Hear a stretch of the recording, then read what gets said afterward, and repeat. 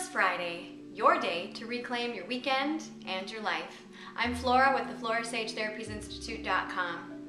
I'd like for you to think about 3 things in your life that are unsatisfying or unfulfilling. Really think about those. You know, as babies, our priorities in life were to eat, sleep, poo, and feel comfort. As kids, our priorities usually are to play and eat and avoid taking naps. As teenagers, typically that is a primal need to have sexual fulfillment or enjoyment and also to fit in.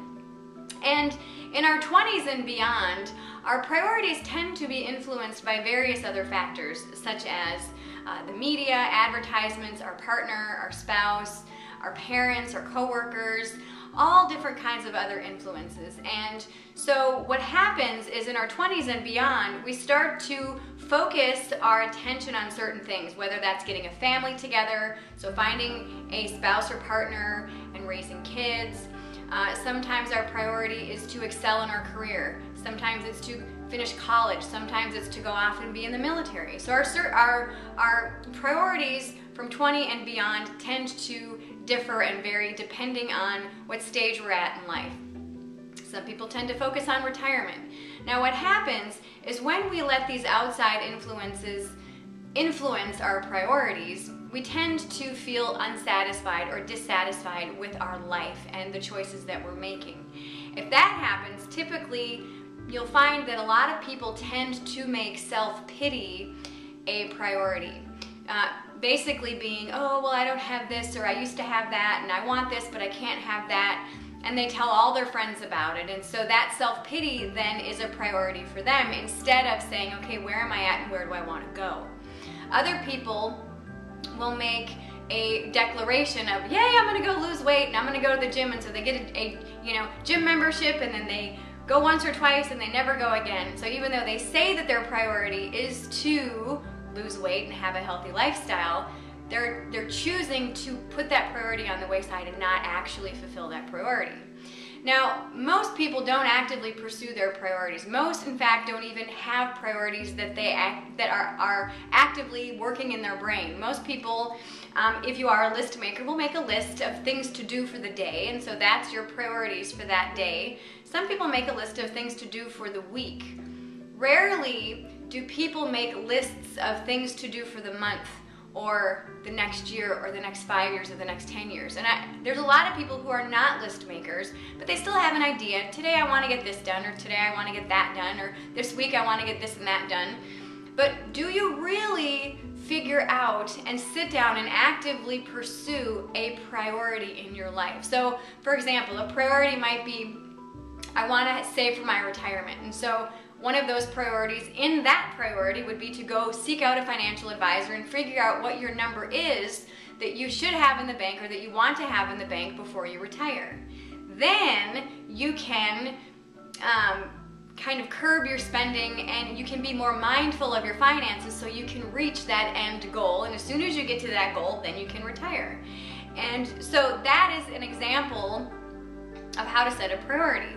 So this week's challenge is to figure out what you want to feel in your life. What do you want to feel in your job? What do you want to feel in your career? What do you want to feel in your relationships? And any other facet of your life. So the reason why that I'm moving it from the tangible to the intangible is many times this tangibility of priorities of, I want to reach the top in my career, or I want to do this in my family, and I want to do that with my finances.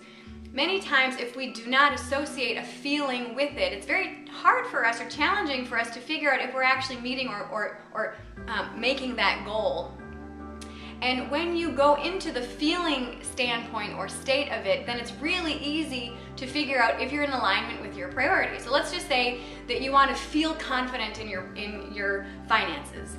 Okay, so what's a way that you can feel confident in your finances? You can look at your finances every day, balance your checkbook every day, save every day, curb your spending every day. So if you go to your checkbook and you have a negative balance and you don't feel confident, that's a trigger for you to say, okay, wait a minute, I don't feel confident in my finances. How could I, or how can I feel more confident? then you start to curb your spending and yada yada. So let's just say that you've been doing that for X number of months and you have $3,000 in the bank, and then you say, you know what, I want to get new tires for my car. Then you ask yourself, if I buy new tires for my car, will I still feel confident in my finances? If the answer is yes, go for it. Buy those new tires. Buy that new TV. Do that repair that you've been waiting to do. If you still feel confident, then your priority is still being met. Same thing with your relationships, same thing with your career or your job or any other facet of your life. Figure out what you want to feel and make that feeling the priority instead of that end goal of I want to lose 20 pounds. Okay, why do you want to lose 20 pounds? Because you want to feel a certain way, yes? Yay! You want to feel healthy. So that will help you to reach that goal or that priority. So this week's challenge is to figure out what you want to feel in your life, in the varying facets of your life, and start to make that a priority. And if you find yourself complaining or really dwelling on the past, ask yourself, what part of the past did you really value so much so that you're still bringing it into the future, and try to bring that into your priorities. So let's just say that your past, you felt very financially stable, or you felt very confident in your relationships.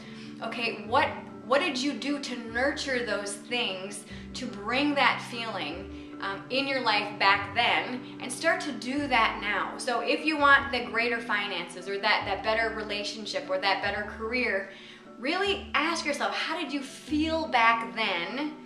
And start to bring that into the present and say, okay, how can I bring those feelings into the now?